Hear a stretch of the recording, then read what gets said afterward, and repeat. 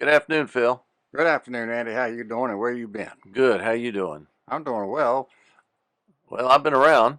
We have had sort of a several week hiatus from having our podcast, but we're back in business today. I see it. We're down here at Phil's Precise Auto on Pliers Mill Road in Kensington, Maryland. That's a nice place to be. Yes, yes, and typical of our podcast, we're in the break room, so you may from time to time hear some outside noise from the shop because people are working here.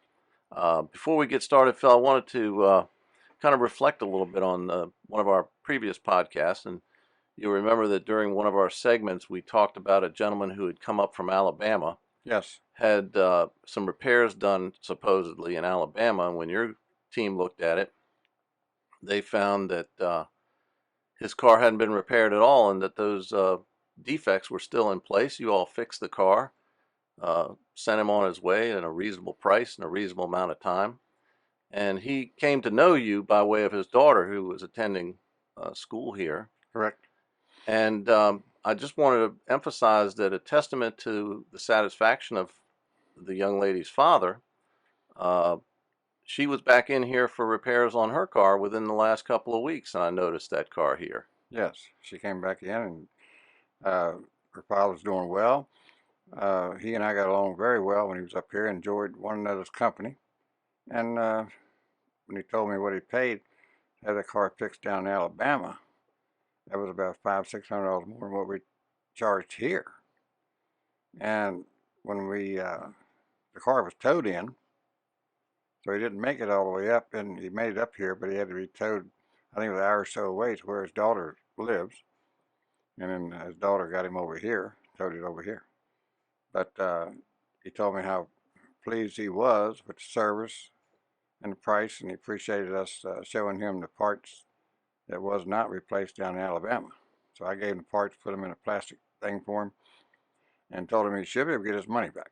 Yeah, yeah. Well, I'm sure he's grateful for that. And like I said, I think her return visit for new repairs on her car Yes, was a testament to the satisfaction of that family in the service they got here at Precise. So, most definite. yeah. Definite. Now, you'll notice in the picture today, it's a picture of Phil and me standing in front of the new tire machine. So, we'll talk a little bit about that tire machine at the end because we like to give a little bit of a tip at the end of the segment. So, we'll take a picture. Not a take, we've already taken the picture, but we will talk a little bit more about that at that time. Yes, okay. So let's pick up where we left off. You basically last time talked about where we were headed with the podcast, and I'm sure our listeners are going to be interested to know uh, where we're going to pick up and go from here. Well, on today's podcast, I want to pick up on one of my first life experiences. I call it part of my school of hard knocks. But anyway, when I was young, I was 17, 18, 16, 17, 18. In the town that I was raised in, which was a small town, uh, police like to go after the young ones. And, I had a heavy foot at times and this and that and the other.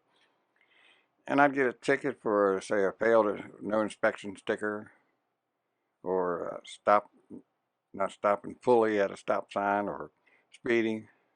And I would just pay the tickets. That way I didn't have to go to court.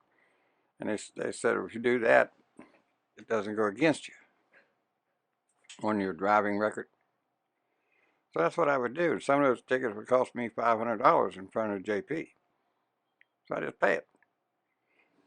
Then I moved to New York and was up there, like I stated earlier, rated 4 years, never had a speeding ticket, nothing. When I came down and met Pam and got married, I'm back in Virginia. And we hadn't been married maybe 2 months, 3 months. And I got this letter from the state of Virginia subpoenaed me to court in Loudoun County, where I was from. And so I appeared. I didn't take no attorney. I wasn't really sure what it was all about. So I go to this court, and they ruled me a habitual offender on the Driving Act because of those tickets that I got as a juvenile. So my experience there was, and I wound up getting my attorney involved in it. But what they did was, due to tickets I got from 16, 17, and 18, they brought it over into my adult because I was 22 at the time. And I wound up having to get my attorney involved in it. And he couldn't do anything about that Habitual Offenders Act. That was mandatory.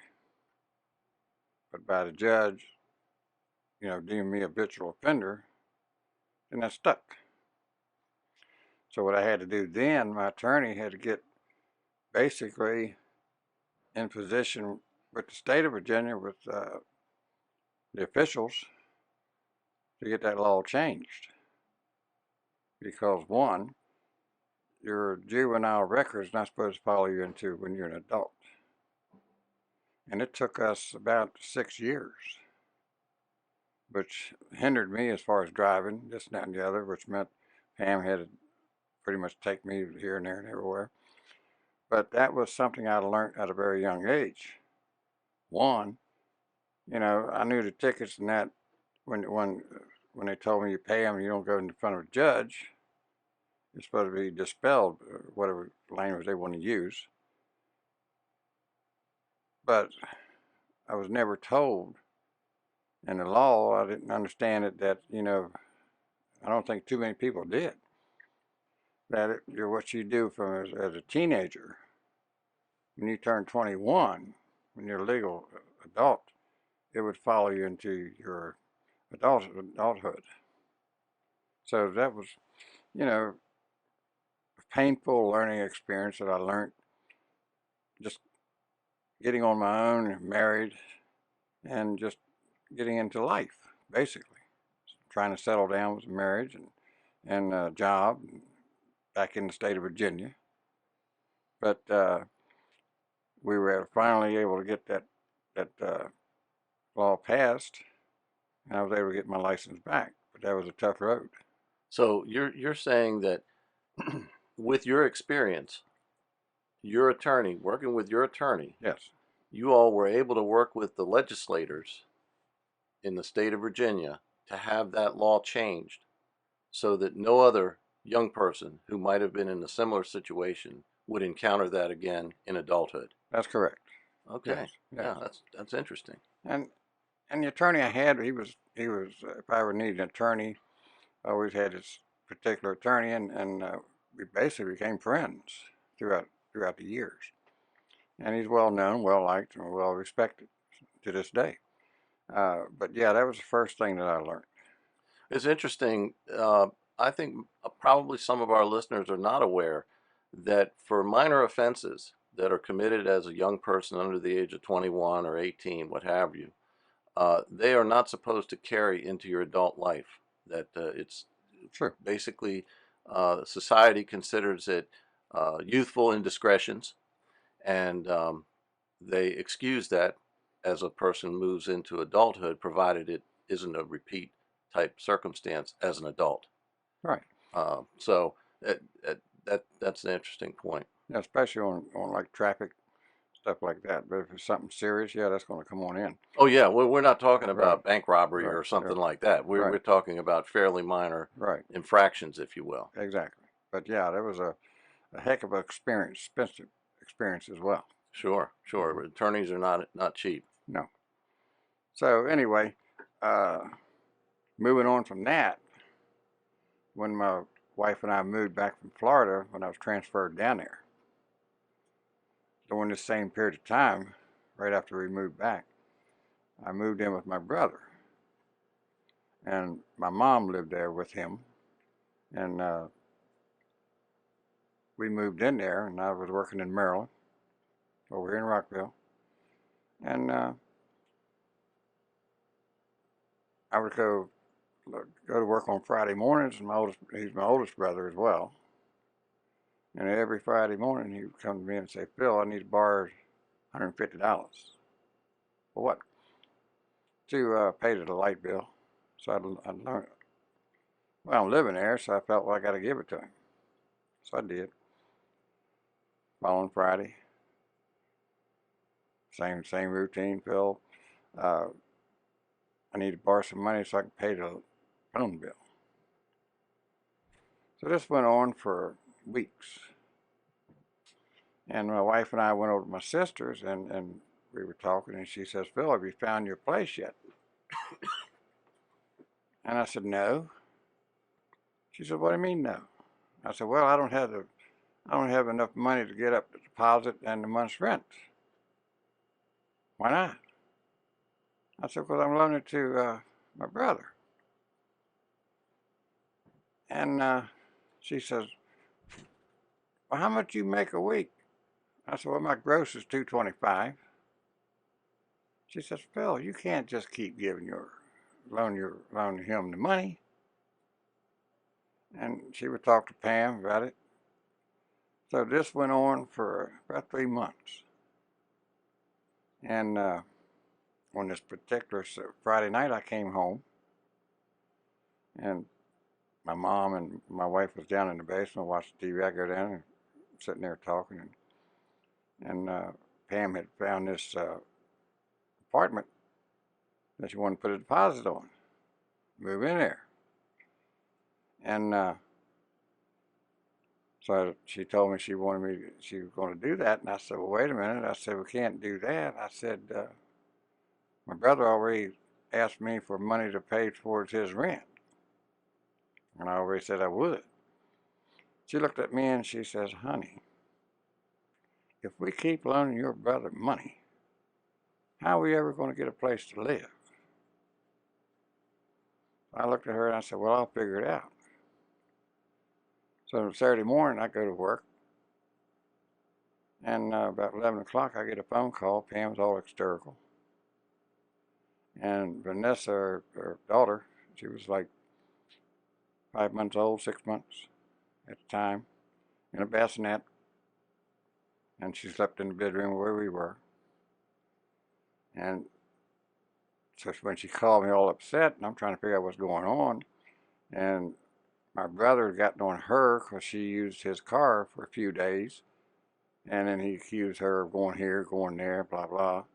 And by the time I got over there and I got involved in it, next thing I knew, excuse me, he threw us out. Threw us out in the streets. And I thought to myself, man, this is my brother. Knows I'm newly, married. And just moved back from Florida. Trying to get on my feet. And every week needs money. And we wound up moving in with her mother and her father for about, I think, maybe a month. And I was able to get out and get my own place to live. But the reason I'm bringing that up, that was an experience that, I would never thought one of my siblings would do, especially when you got a newborn baby. And especially when I've been shelling out the money. Mm-hmm. Week in, week out, week in, week out. But, yeah. And these are a lot of things I'm going to go through the podcast as we go. Not all of them bad, and a lot of them are good. But the ups and the downs, and things that can happen to you, no matter what you do, or you try to walk the straight and narrow line and try to help people. But this is what you get in return. And that's from my own flesh and blood.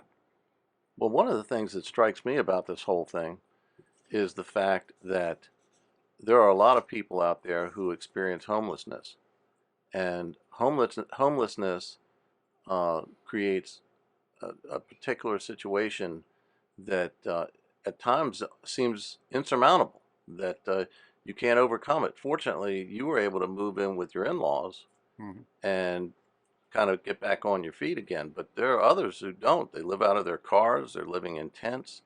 And Yes. it's really a huge national crisis going on right now. What you're explaining took place See, 40 years ago, yes. but it's in our face today in a big way. And our society really should try to figure out how better to help those individuals who are experiencing that who don't have a fallback like you and Pam did.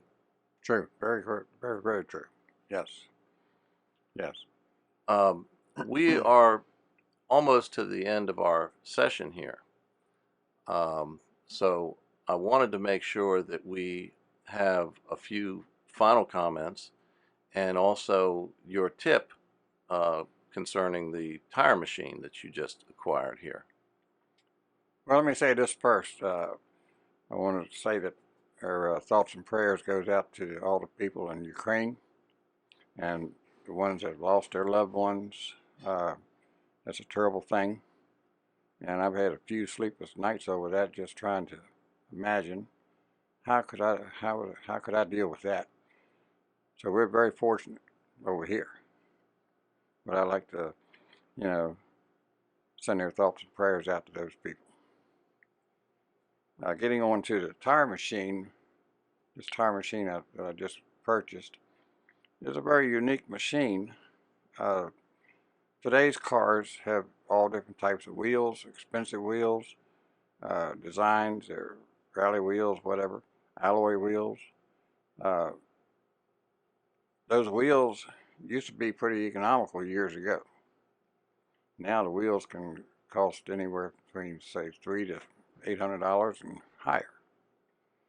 So to protect the customers with their wheels getting damaged or getting scratched while they're in their possession, I purchased this machine, which is guaranteed. This has a computer on it where you can see the wheel when you're mounting it. It goes up under the wheel. You can see up under that. And it doesn't really touch the wheel.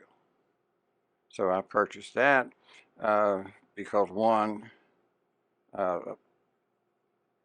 definitely do not want any of my staff to damage a wheel, which we haven't had. Haven't had that happen in years. But when these cars now, with the cost of these wheels, darn sure doesn't want a customer to have to buy a wheel. So, as a precaution, I took the steps to go ahead and purchase this tire machine. And it's a highly unusual machine. You don't see many of them around. Oh yeah, it's very sophisticated. In Yes. fact, it probably could cook dinner and make coffee. It'll raise that tire up and put it on there for you. Yeah, yeah, that's great. Well, we're back in business again. As you know, we had this kind of a break in producing podcasts, but we're back with you. We appreciate you commenting, liking, and subscribing. And we'll be back with another session in the not too distant future. Have a great day, Phil. You too, looking forward to it.